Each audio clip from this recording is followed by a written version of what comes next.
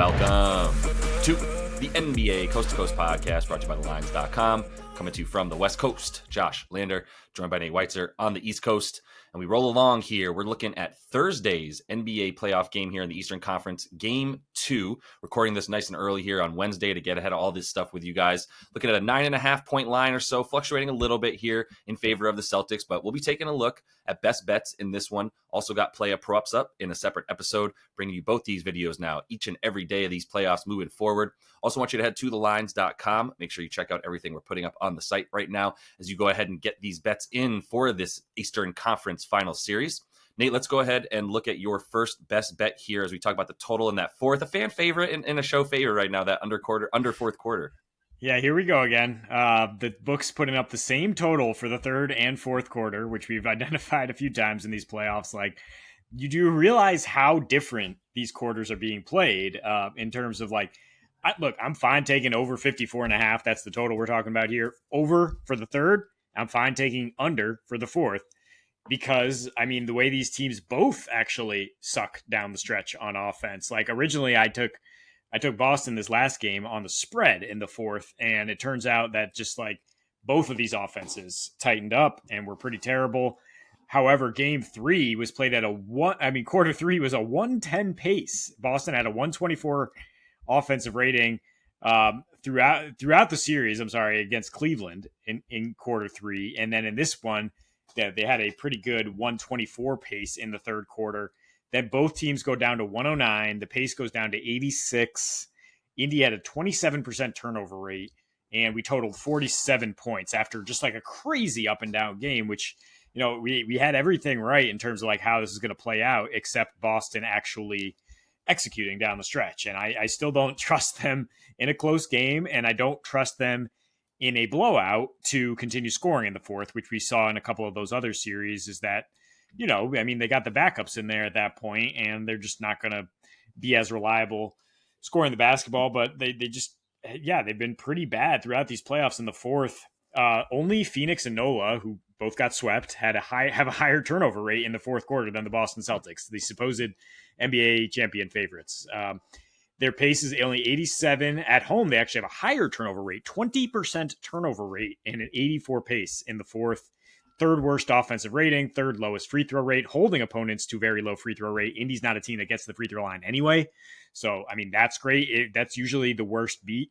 If you're going under in the fourth, right, is like, okay, but we're going back and forth in the free throw game down the stretch here. And it's just like, that doesn't seem to be how this goes because both these teams launch so many threes. Indy's only shooting 33% from three in the playoffs in the fourth, 31% on the road.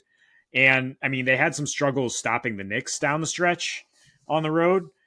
Jalen Brunson is a lot more of a clutch, reliable performer to get you a good shot. At least the Knicks know what they're doing down the stretch to get a shot. The Celtics, you know, the Jays continue to rely on these tough mid-range shots, which just go in for three quarters, don't seem to go on down the stretch.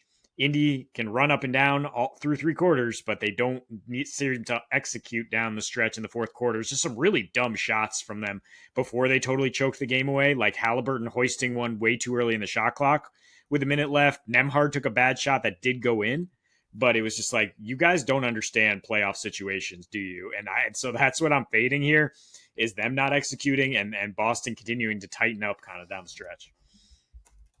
Yeah, I mean, man, it's tough. I think the under is a good play just because it's still 54.5. And anytime that you see these quarters sort of the lines and the totals set in a similar fashion, it's like, well, that's just not the case, man. It's just, we just have too much precedence here for the fourth quarter slows down. Every quarter slowed down in this last game. And I'm not saying it's going to just be like first quarter is the most, second most. It's not going to necessarily just be that chronological, but like at the same time, there's clear correlation between the first one going way faster and the fourth one going way slower. So, you know, whatever you want to do with the third one too, I hear you on that. I'm not quite as confident in the third quarter being like, it's always a little bit more of a crapshoot to me in terms of how teams are going to come out after the half when you have adjustments available and things like that. But the fourth quarter, I'm quite in line with at 54.5. Like, we're going to get to a point, if it's not now, very soon, and probably already there, where it's like anything under like 52.5.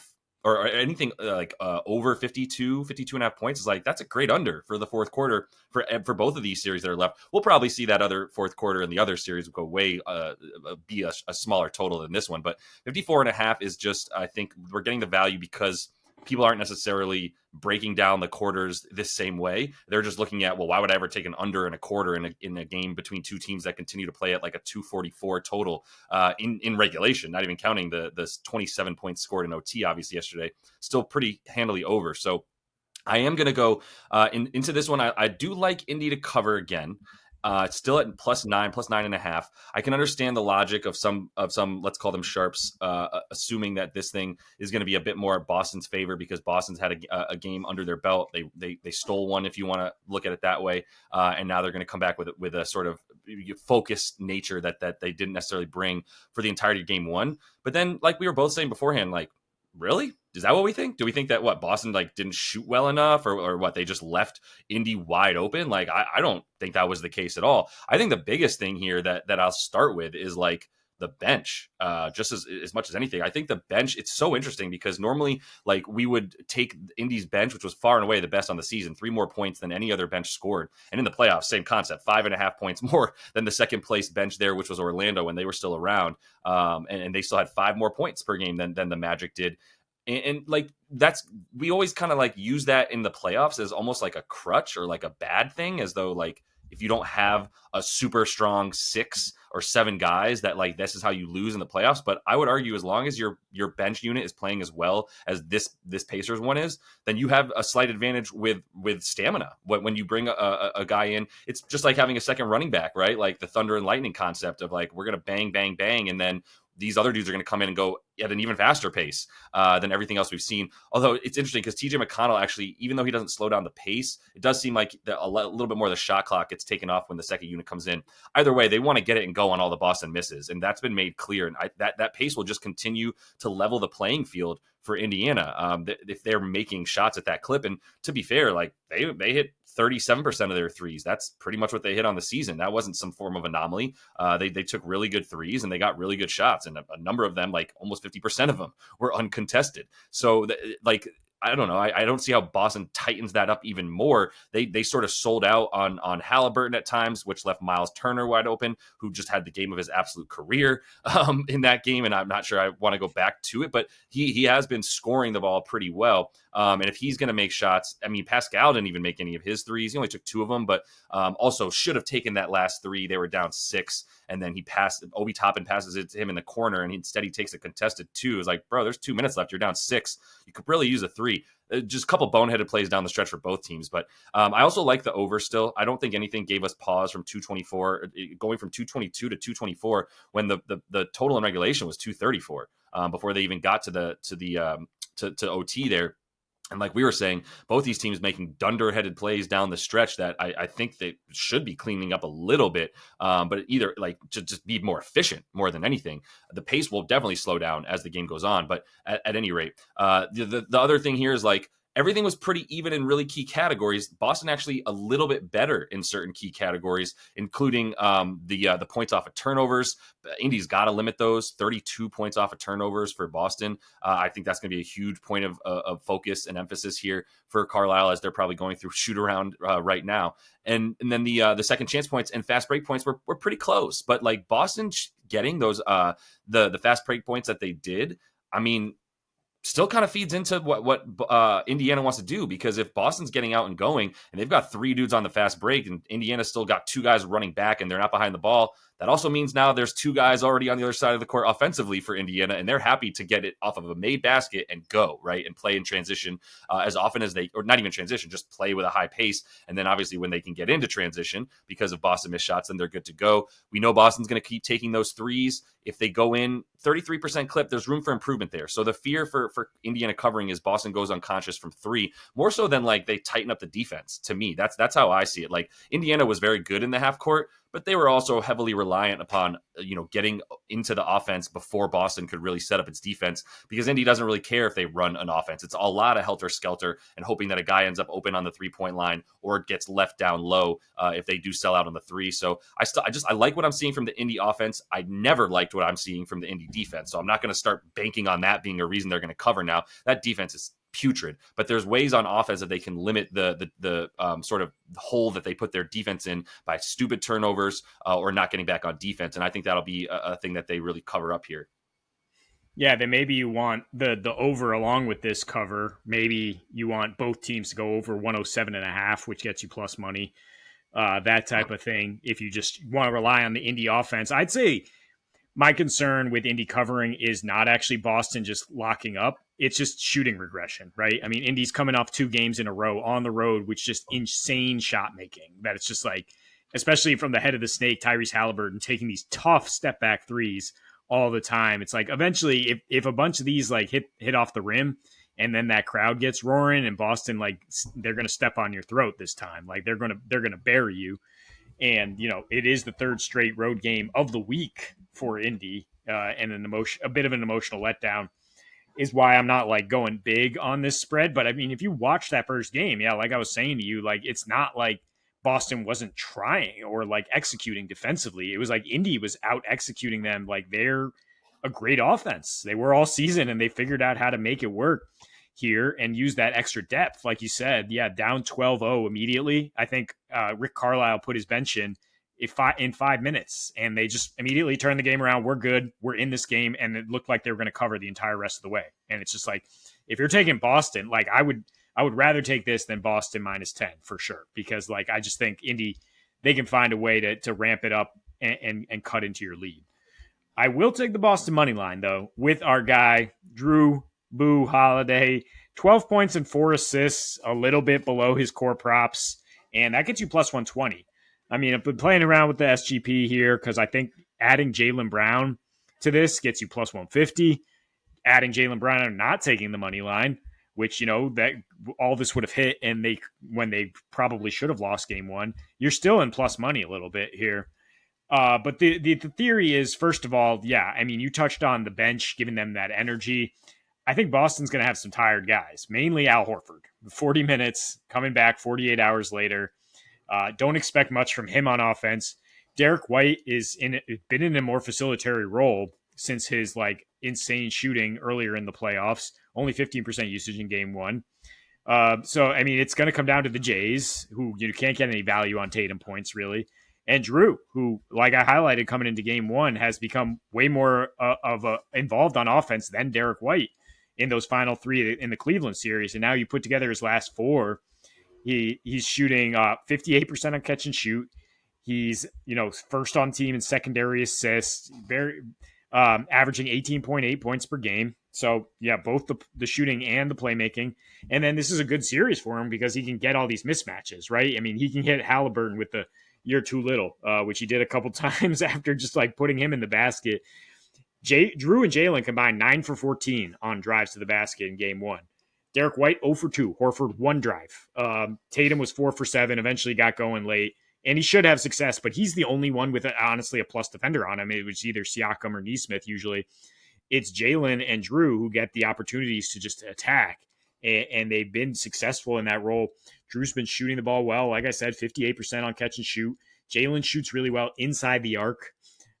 Which he's done better than Tatum throughout these playoffs. Good start for you on the Eastern Conference Final MVP pick there. And like Tatum, I mean, he's scored about 30 every time out against Indy because he can just go right to the basket. So, I mean, those guys could provide some balance for Boston to not just take threes, to just go to the basket. Jaylen took the fewest threes among the starters. And that's why I think he's pretty reliable for 20 points here, along with the Drew Holiday stuff. Yeah, no qualms. With the money line, fine. As far as Drew, everything else, like I actually also like assists for Derek White, which have been juiced all the way down because I think it's like both of them are well, Derek White's been run off of the 3-point line even more than Drew, and Drew got more of his shots up in yesterday's game that he wanted to. So I mean, if he's playing under control like that, then yeah, everything for Holiday and for White should be pretty solid in terms of the outlets that they get. And I do think we'll also see probably a little bit of adjustment from the Pacers.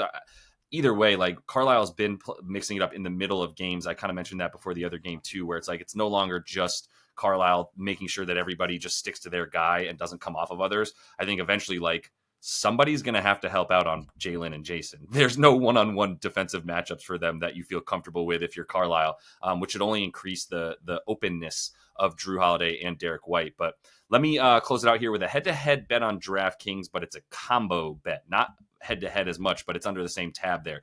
So it's going to be Jaylen Brown and Tyrese Halliburton to combine for more than 44.5 points. I mean, unless you think Tyrese Halliburton's going to come out with a complete dud, like, I don't even know if we need more than like 15, 16 points for him to get this prop to hit, honestly. If you look at starting with Jaylen Brown, right, like he's at 25.5 in this game. Hallie's at 19.5. Juiced way to the under, so like it's plus 105 for him to go over in most places at the 19.5 points. I still just think people are wrong. I still just think that this like Halliburton, sort of fading Halliburton and this disdain or lack of belief in what he's going to do, like, there's just too much correlation for him shooting the ball and success coming for Indiana for him to just not do that. And if he does get the ball forced out of his hands, like, I still believe in him to make the right pass and find open guys. And I'm not willing to start fading this Indiana. Like, you can call it hot shooting. 53% from the field is hot.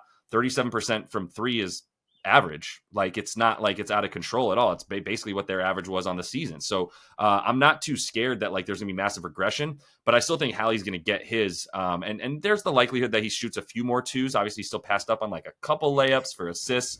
And not calling him Ben Simmons by any means, just saying like you got to take those shots, man. But where I'm at is so far this season, Jaylen Brown 28 points per game. And in the first game that they played in November, it was 155 to 104 Boston. So Jaylen Brown saw 25 minutes, as did everybody see way fewer minutes, except for the backups. If you take that out and you look at the other 5 games, 30 points per game for JB on 20 shots. And most of those shots only took 4 threes in this last game. Like, he is down to get to the bucket for sure, as we saw. 10 of 20 from the field, but 1 of 4 from deep.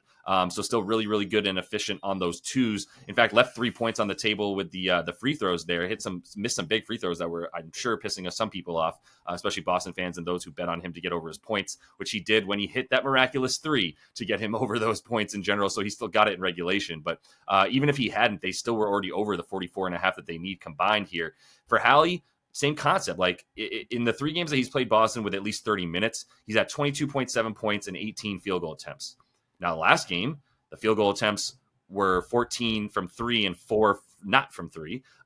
Indiana had like 3 free throw attempts going into like the 5-minute mark of the fourth quarter. So they weren't really aggressive enough, I would say, which I think you'll continue to see in this game. But either way, like, this is just too low for me. This is a bet that's based on people thinking that Halliburton's should be, like, yesterday, basically he was at 20.5. Then it dropped to 19.5. Then a bunch of websites such as Establish the Run came out with projections for him that had him at like 17 points. So then books dropped it all the way to 17.5 points for his prop, which was like, whoa, we've gotten out of control here. And now I feel like it's at 19.5, predominantly because the books are like, well, we can't make it 17.5. We'll just get a bunch more overs. But I still think it should be at 20. Like, I still think that they're devaluing the amount of shots that he's going to take and how much he's still capable of hitting those threes, even if they do seem a bit off balance. Like, as long as he's got the time for that trigger to get off, which takes forever, but once it gets up, it's clean, then I'm good with it. Like, I don't really have any like fear in that. And like I said, I could see this easily being Halliburton gets 15 and JB gets 30, and I'm fine with that as well. But if JB gets his 25.5,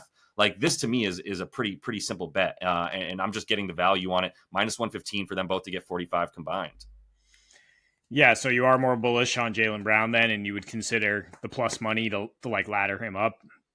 Yeah, I would say if you want to take a 30-point prop on Jaylen Brown, I'm still okay with that. But, maybe it's like a 25 and 25 for both he and Jason Tatum. Something like that would get you slightly above plus money as well. I'm good with both that. I don't necessarily love the latter for JB. I just think that the plausibility of him getting to 30 and helping us with this bet in general is high. And for Halliburton, I also just think he's super undervalued. That's why I like the combo.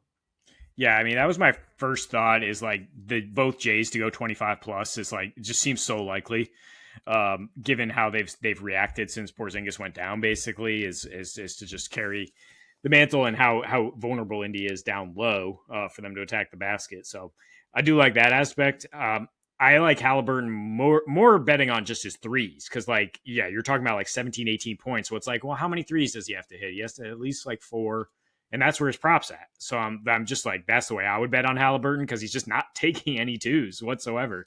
And I mean, maybe that'll change a little bit because Al Horford's going to be tired, and the Pacers were able to run right by him down the stretch there, and they can get more 2-point opportunities because of that. But you know, we'll see. I mean, I think yeah, fading Hallie is not really fair. I think, you know, in his first playoffs, he started to figure out, all of Indy basically figured it out down the stretch there in that Knicks series, it seems. So yeah, I wouldn't jump off their offense just yet. Yep, 100%. I mean, if we're wrong, we're wrong. That's human nature more than anything. Of that's not necessarily predictable that the Pacers will just have a huge letdown. But I don't know, man. Halliburton is quite the engine to keep him going. So we'll see what happens here with our best bets. Also have play-up props up in a separate episode that we're bringing you now each and every day. So continue to follow along throughout these playoffs. Until we see you next, happy betting.